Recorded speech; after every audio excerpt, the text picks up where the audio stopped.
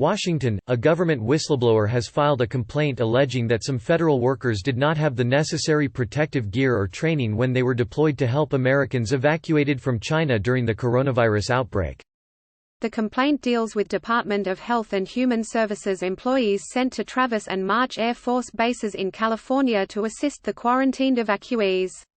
The Office of Special Counsel, a federal agency that investigates personnel issues, confirmed on Thursday that it had received the unnamed whistleblower's complaint and had opened the case.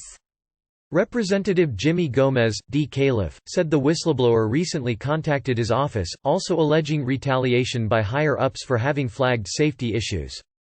My concern from the moment I heard it is that individuals at HHS are not taking the complaints of HHS employees seriously, Gomez said in an interview. Their superiors are not supposed to brush them off. By retaliating against people if they do call out a problem, that only discourages other people from ever reporting violations.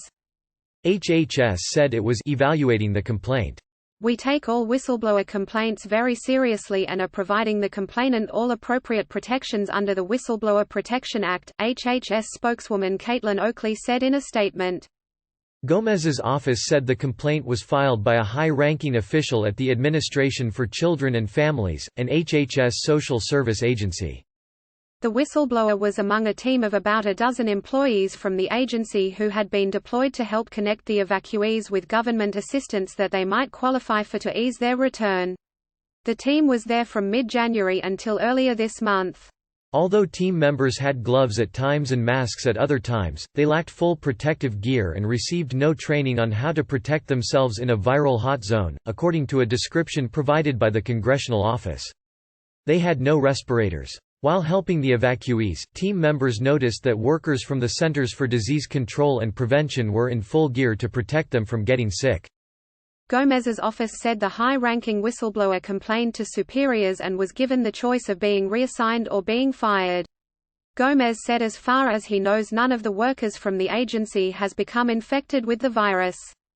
The COVID-19 illness caused by a new coronavirus that emerged in December in the Chinese city of Wuhan has stretched well beyond Asia. The global count of those infected as of Friday exceeds 83,000, with China still by far the hardest-hit country. Dozens of cases but no deaths have been confirmed in the United States. Without referring directly to the whistleblower's complaint, Gomez questioned HHS Secretary Alex Azar about the situation during a congressional hearing Thursday. Were any of these ACF employees exposed to high-risk evacuees? Asked Gomez, adding it was his understanding that it was kind of chaotic on the ground when the team was sent to California. Azar responded that he was not aware of any violation of protective practices.